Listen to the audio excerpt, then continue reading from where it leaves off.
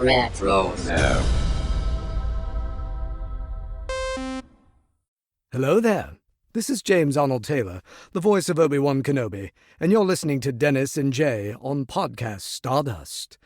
Their behavior is continuously unexpected. So uncivilized.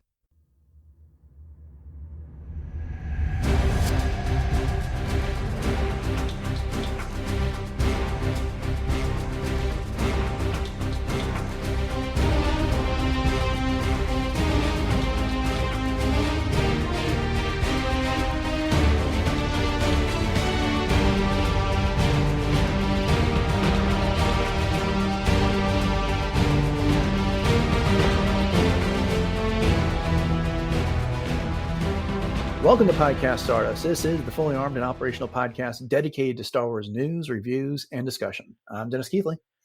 And I'm Jay Krebs. And we're going to start this week off with a discussion of the ARC Troopers episode from Season 3 of the Clone Wars. Jay, want to remind everybody what our social media contacts are before we jump into that? Absolutely, Dennis. We are on Facebook and Instagram at Podcast Stardust. All right, the dish is aligned. The signal's boosted to maximum output. The shield is down. We are now broadcasting to the galaxy. So this is a discussion of episode 2 from season 3 of the Clone Wars, which is again called ARC Troopers. And so full spoilers, but this has been out forever. So you've probably seen it. But anyways, with that said, Jay, I want to go ahead and give everybody the summary of this episode. I would love to. When Anakin, Obi-Wan, and the 501st Clone Battalion intercept communications between Asajj, Ventress, and General Grievous, revealing a Separatist plan to attack and destroy the cloning facilities on Kamino, the Republic moves to protect this planet as it is vital to their war effort. Although the early stages of the battle go well for the Jedi and clones, things begin to take a turn when Asajj launches a sneak attack from the depths of Kamino's oceans. After a hard-fought victory, the Jedi and clones successfully defend their home and prevent the theft of Jango Fett's DNA. However, the victory does come at a serious price. So we're taking a little break. The original plan was to get into Visions, but we just hadn't had time to digest any of those episodes. So we're going to start that next week. So we're briefly coming back to our Clone Wars rewatch here. And this is a fun episode. But Jay, what were your overall thoughts on this one? Yeah, I was so glad that we did come back to this. There's just something about the Clone Wars, when you come back to it, it's like coming home.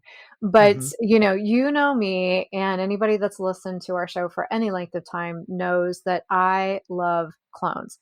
Anything having to do with stories about their, personalities, the inner workings of, the ethics that go into this, their individualities, that type of thing. And then to see Asajj being truly Asajj in this was just glorious. As much as we love to see her since then, having her about face, if you will, her characterization in this is just so much fun. And I loved Obi-Wan in this as well, and his take on things with the underwater battle, so to speak. But great episode. Loved it. What about you? Yeah, it's a fantastic episode. It's really good. It's a lot less. I mean, there's definitely a theme here, so don't get me wrong, but it's a lot less of a morality type of a story, and it's much more of an adventure and just talking about who clones are, which is cool, as you pointed out in this way. And then if you watch the featurette for this, you get to hear Dave Filoni talk about how much he likes designing clone armor. And so, he geeked out on that, and that was pretty cool. And listening to talk about that. And yeah, I'm with you. It was kind of fun to see the clones rally around defending their home, and then just so many of them in action at one time in this episode. They're just all over the place, and they really, really went all out and gave us a really great battle episode of the Clone Wars. I mean, that's not to say that we don't have plenty of other episodes that feature battles, but they're usually a much smaller portion of the episode. And this one was pretty much a battle almost from start to finish. And It truly so, is. yeah, so it really does put the war in the Clone Wars when it comes And it down to it. reminded me a lot too. I mean, it had, I guess you could say, shades of the Tartakovsky Clone Wars in some ways, with some of the different vessels and machines and the way that things were were happening. But just to kind of backstep a little bit to what you said about the clones, defending their home world, and that was something that was said at the very beginning, that no one's gonna attack our home. Does it seem, I don't want to necessarily say odd, but the clones themselves having this type of loyalty to a home? I understand that's where they were created and where they were brought up, but then again, weren't they kind of bred to be soldiers and not having some of these attachments, so to speak? Because for me, that has more of those shades of like the Karen Travis novels that we've referenced before, the Hmm. clone commandos kind of thing, Republic Commando. But what are your thoughts? Well, I was thinking about that too. Not quite the same way you were, but it was something that occurred to me that when I think of Camino, it's colored by a lot of the subsequent material, and I think, frankly, it's colored a lot by the Bad Batch series. Hmm. And we see from other sources how disposable the rest of the Republic views the clone army. In this case, in a lot of instances, they're not even thought of as human. But then we get into the Bad Batch, and we see all of these senators that are trying to create relief efforts for these clones that had fought for the Republic, and trying to get them some sort of retirement, some way of living, and stuff like that. And we see how brutal, if their ethics, the Kaminoans could be when it comes to anything that they're Right. creating. And so the clones were really just a means to an end. But at the end of the day, the clones are still people, and we Hmm. all have a longing for some sort of a home. And while their independence might have been engineered out of them, I don't think you can engineer that portion of somebody's sense of belonging, sense of community out of them. And Hmm. what's the one place all these clones are going to have in common? It's going to be Kamino in that regard. And it just goes to show, when you don't know any better, I suppose, you could see something like Kamino's. This is where I'm from. I identify it. It's part of who I am. Hmm. And then I think of like the clones like Cut LaQuaine, who abandoned all this and made a home elsewhere with a wife and had a farm. I'm Right. pretty sure he doesn't think about Camino this way at all when it Hmm. comes down to it. Yeah, exactly. And not that I begrudge the idea that the Mhm, clone should have any kind of affiliation with a home planet. It's just, me, I always like to dive into the psychology and the psyche and that type mhm. of thing, and what's really going on with the motives of these different characters.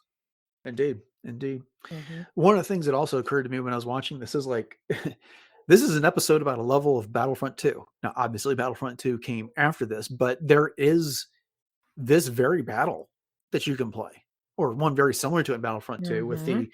with all the clones invading Kamino, and you're trying to get the DNA. You have to places you defend. It's all part of that, and I don't know. It just I've played that game a lot more than I've seen this episode, or those levels of that game than I've seen this episode over the past few years. So it was just kind of a weird deja vu moment in that regards, just from that perspective. Now, obviously, missing from Battlefront 2 were like the aqua droids and the like, but still the basics are the same between that episode Hmm. and the game. Hmm. Yes, it definitely is. Yeah. Okay.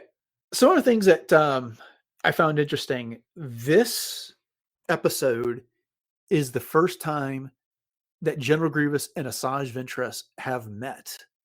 They're clearly aware of each other, but they're jockeying for position in the hierarchy of the Sith slash Separatist alliance in all of Hmm. this.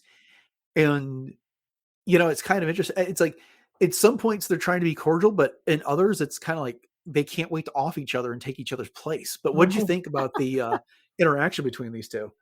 Yeah, it's definitely strained. They're basically tolerating each other, but at the same time, like you said, they're not giving the other much leeway in terms of trust, or, they're just kind of there.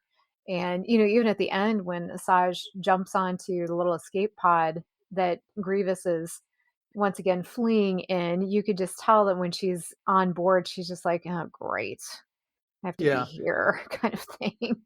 I have a little mental canon mini-sode in my head about what happens afterwards. They escape from Kamino, they get aboard one of the Separatist Alliance ships, and then they have a holo communication with Count Dooku, and they're acting like siblings. It's his fault. No, it's her fault. She's the one that didn't do whatever. I mean, because it's just like the verbal sparring there. I mean, Asajj was doing what she does with like Obi-Wan in some cases. They're kind of bickering a little bit during the when they first encounter each other on Kamino after the invasion, and she like caresses his faceplate. Oh, I And know. yeah, I mean, she's, I don't necessarily call it seductress type of a thing, but she turns on those twisted charms in a way. Mhm. And but he's like, should I send an escort with you? Kind of implying that she's not as good. Well, he even goes so far as to say, your belly's impressive, almost as impressive as mine. So it is this almost sibling rivalry because they are competing for so much of the same attention. Oh, yeah, for sure. Yeah, I definitely did not take Asajj's little, stroke of Grievous's faceplate as any kind of advance. It was just more almost condescending in a lot of Mhm. ways. But that's what I was getting at when I said that we get to see Asajj being really Asajj. This Mhm. is part of that because she's just that way. Right. And speaking of her and those habits, Mhm. there is a Mhm. somewhat controversial moment in this episode where she runs a clone trooper through with her saber, and right before he dies, she gives him a kiss. Yeah. Now, that's how the episode originally came out, and my memory was that she kissed him on the lips. And then for a little while, they edited out that entirely, the kiss. But this time, she like kisses him on the cheek Mhm. here. I- Is your memory anything like mine, or what do you remember that? I just remember her kissing him. I honestly don't remember if it was on the lips or on the cheek. I believe you, Mhm. it's but like you said, I think there's been a couple different versions maybe of this, but as you said, there was, a time where that was completely cut altogether. Yeah. So I was actually kind of somewhat surprised to see it in this episode, but also I guess, pleasantly surprised in a way too, just because the fact that it was the original version, you know what I mean? The Mhm. original idea of what Ventress was doing. Right.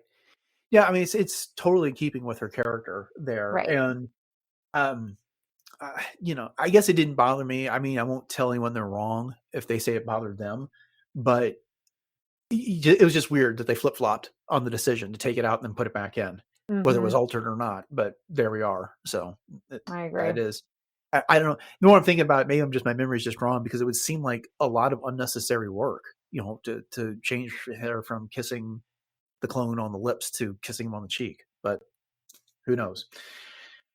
Okay.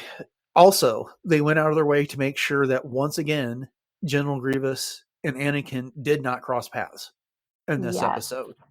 All of Anakin's fights are against Asajj, and Obi-Wan is tasked with fighting Grievous in this one. Mhm.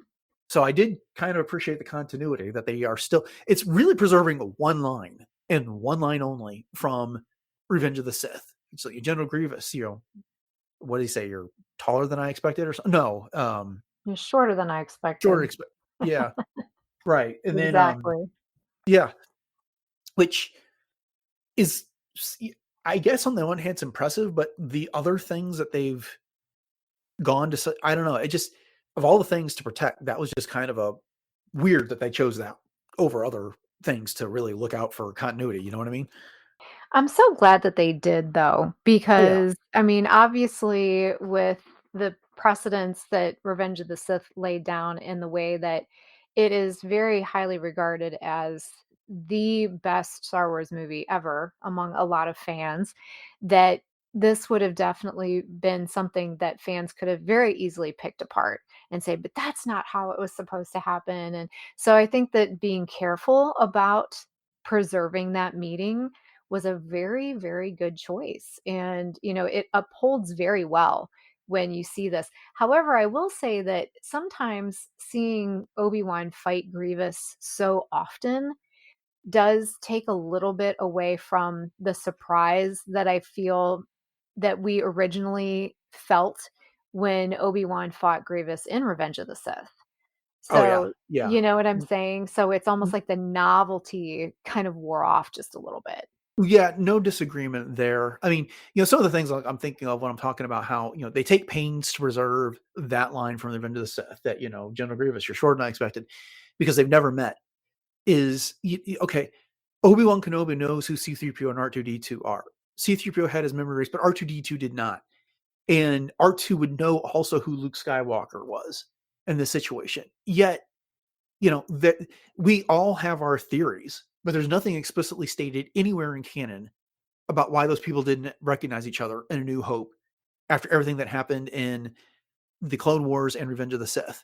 But yet, this one line warrants all this protection in here. That's all. I mean, I'm glad that they went to the extra mile, but it's just weird that they chose that and not some of the other stuff that's Mhm. that are probably bigger continuity issues. As for General Grievous, I love the fight between Obi-Wan and Grievous here because, frankly, we've had this discussion multiple times over the life of this podcast about, for all of his reputation, there's one real fight with Grievous in Revenge of the Sith, and it's only after Obi-Wan loses his lightsaber that Grievous became any type of a threat. But he spent so much time running away from Yes. Obi-Wan, Yes, and he's he supposed to did. have this reputation of being the most fearsome Jedi killer in the galaxy. And it really seemed unearned if you just watch the movie. But here, he tosses Obi-Wan around some, and he never really tries to run away. He keeps pursuing Obi-Wan in Mhm. this until the very end when he has to make a getaway because he's just outnumbered. And he again kind of crawls away on those spider-like legs, which is Hmm. very reminiscent of some of the things that he does in the movie as well. Yeah. I was just really impressed with the animation they did for him because, he Oh, splits his yeah. arms apart and the back two arms are the ones with the lightsabers. And he's walking around with the front half of it split, just like making regular hand gestures with these Mhm. lightsabers hanging over his shoulders. He's taunting Obi-Wan about it. Yep. Um, and then I also appreciated the fact that they let Obi-Wan use the Force as much as he did as part of Yeah. that battle. He was unleashing Force pushes and really giving it to Grievous with everything he had, which kind of makes me wonder: is just is there something about Grievous and the fear he instills with Jedi that just so knocks them off their game Oh, that I think it's just yeah, him in general, just the amalgamation of human and he looks like a walking skeleton kind of thing. I uh-huh. don't know. Okay, so we briefly brought them up a second ago, but the Aqua droids here, I don't think we've seen them yet prior to this episode in the Clone Wars. Is that your memory, or we have we seen them before? If we have, I don't remember because we Mm. have so few battles that take place underwater or on water or in water that, my memory is not exactly, I'm not going to rely on it. Let's just put it that way. Sure, sure. It's a cool design. I Mhm. know they come up again in some other sea ocean based episodes of the Clone Wars, so we'll see them again here. But really, really well carried out. I also like the plot that the Separatists had, which is they sent in their invasion fleet and they let the Republic fighters blow up portions of the transports, which were really just the portions that had the droids on, so they could plummet into the ocean. And they completely Yeah. snuck them past Kamino's defenses that way. They were, Mhm. but it was Obi-Wan is like, wait a minute, something about this isn't right. That was too easy. And he put two and two together, got the whole thing figured out. Exactly. And meanwhile, Anakin's up in space, like the fight's up here. What are you talking about? But no, Yeah. I like the aqua droids as far as their design goes because they were very easily able to transform from basically seamless, from swimming and then walking and combat, and their bodies kind of reoriented, and they were able to draw blasters and, all kinds of fun stuff. So I think the design was really cool. Yeah, definitely. All right, we need to talk some more about the clones in this one. Of course, our remaining rookies from season 1 are Echo and Fives. Of course, we get to know Echo a lot better later in this situation, but they're back as part of the army that's going to protect Kamino. They're given a special assignment to go take up sniper positions on a bridge later, but they're the two that have to break it to Clone 99, the defective, quote unquote, clone, that Heavy is gone because he gave his life to protect theirs on the Rishi Outpost episode. What do you think about the return of our two favorite rookies?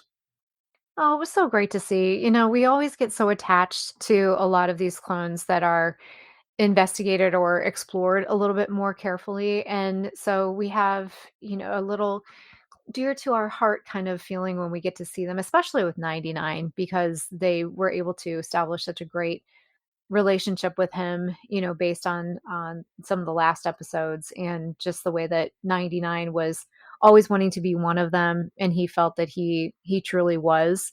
And so there's just that special bond between them, and it was great to see. Yeah. I mean, of course, Five's fate will be determined before the Clone Wars ends, and then Echo, of course, will show up in the Bad Batch as part of that. But it is just kind of fun to go back and see these two characters when they're closer to the beginning of their story, as into much, much later, and what they become and what they're surviving, dealing with in like the Bad Batch and such. But I'm glad you brought up 99, because when we first got introduced to him, he was derided, especially by the non-clones there in Kamino. Thinking of the two bounty hunters, for being a reject, for being defective, whatever. And the whole idea was, if these rookies couldn't hack it, then we'll send them off to work with 99, doing sanitation and the like here on the station. But the clones here really didn't look at him with like any pity or anything. They did look at him as one of their brothers in this situation. And, he came up with a plan for going to the armory to find more weapons. And when they ran out of the grenades that they were using to fight off the battle droids in the barracks, he rushed off to get more. And, he's like, this is what I was bred for. This is what I made for. He viewed himself as I've got a role to play in the defense of this homeworld. And, the rest of them were like, no, don't go. What are you doing? Don't run off. And they mourned his loss when he took those shots and died. Yeah. Unfortunately, too, I think he was so desperate to be quote unquote one of them that he did, in some instances, cause some of the clones to meet their demise, because he wanted so badly to help them. And there was one that was like, no, what are you doing here? Go, go, go. And then because that clone was being distracted by 99, he ended up dying. So, it's kind of like, yeah, it's great for him to be there, and he wants to be one of them, but it's also kind of tragic that his presence also brought about some of those deaths as well. Yeah, I guess, though, that's as much on those clones as it is on 99, because if it had been another clone who ran off like that, would they have done that? I mean, Right. they're all there to defend the I guess basically what I'm saying is, like, I don't know that I'm gonna put those other clones on the death of those other clones on him, because if someone else had run off to get those grenades, and maybe they wouldn't have, but he just Mhm. wasn't afforded the opportunity for that training. But is that his fault? When it comes down to it, I mean, he was deemed a reject Mhm. there, so that's Yeah, as I'm not much really the Kaminoans' fault as right. anybody's. Yeah. I'm not blaming him. I think what Mhm. it comes down to is that those clones were trying to protect 99. So it Right. wasn't that it was his fault for bringing that about. It was just a circumstance, of his presence kind of thing, Mhm. because they cared so much about him. Yeah. And then they took advantage of the cadets, the kids in the barracks, Mhm. had them hide up there in their little hideaway beds, and then pop out at the last second and take out the droids from behind. I kind of They like were that loving maneuver there as that. well. Yeah. Definitely. This is what we were bred for. It was cute. Yeah. Little Daniel Logan Yes. participation in the episode And there. I liked, again, talking about individuality, you got to see some of them had their hair cut different ways, and some of them, were blonde like Rex and Omega. And so that was cool that they integrated that individuality into those little troopers as well. Hmm. What'd you think of the end when Anakin has fought Asajj off and he's retrieved the Jango Fett's DNA? So the donor DNA that they have. It's all they got left to make more clones. She gets it back, and then he takes it from her, and then as she's trying to pull it back again, the Force one of the clones grab it, and basically she says something along the lines like, oh, you're gonna arrest me or whatever, take me in, and then his response was, well, actually, I was just thinking of letting the clones execute you here right now in this situation. Yeah.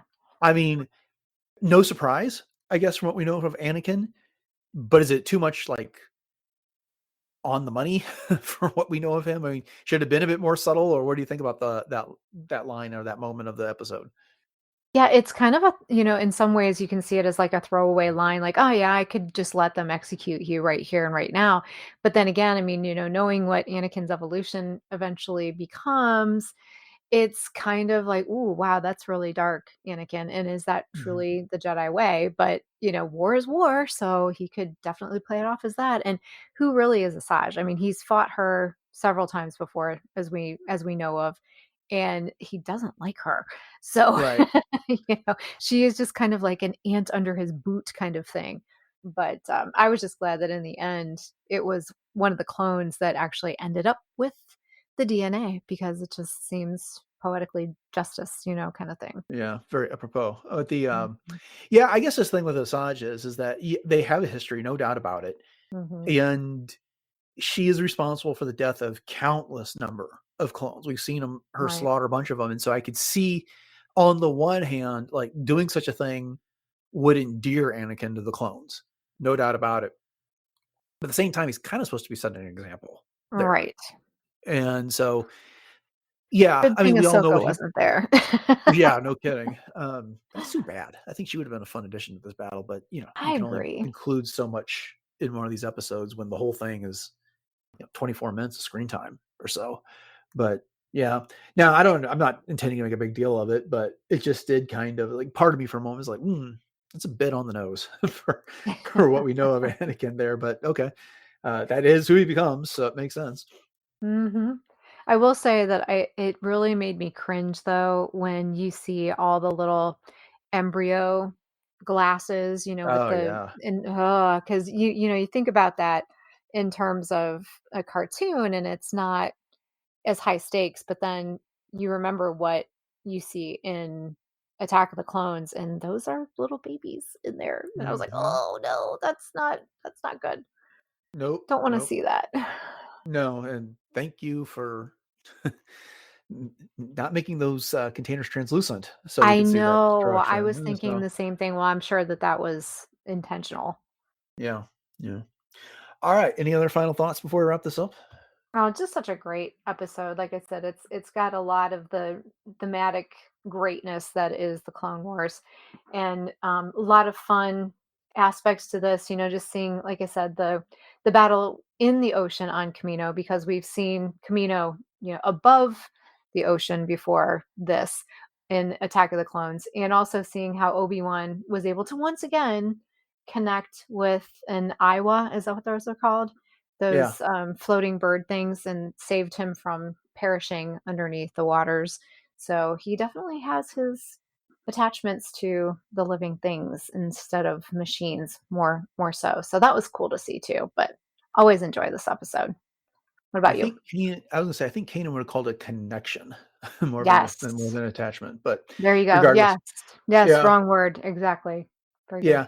No, I don't. I really don't have anything else to add. It's a fun episode. Like I said, it's got some themes to it, but it doesn't really dip so far into the morality of some of the some of the more in depth episode type things. But it's a fun battle. Like I said, it puts the war in Mhm. the Clone Wars, and Yeah, so I'm glad we got to discuss that here. for sure. But okay, well then I think that'll do it for our discussion of ARC Troopers. This episode of the Clone Wars. Yes, we should mention that the title comes because Echo and Fives do get promoted to ARC Trooper at the end of all this. But yeah, would have made sense to bring that up. Yes. But I don't know there's a whole lot more discussion to be had beyond that. But so, all right, now that we've slipped that in, we are going to wrap this up. Thank you for joining us. We hope you've enjoyed the episode. If you want to make sure you get our ongoing discussion of the Clone Wars, make sure you subscribe to the podcast. We're going to be taking a few weeks off as we work through season 3 of Visions. And but we might actually work in a couple episodes, because with this being the beginning of the holiday season, as we get close to Thanksgiving, it's going to be a little hard to keep up with news and stuff like that. So we're going to be doing some stuff in advance. So I would expect to get a few more the Clone Wars episode discussions at the end of the month.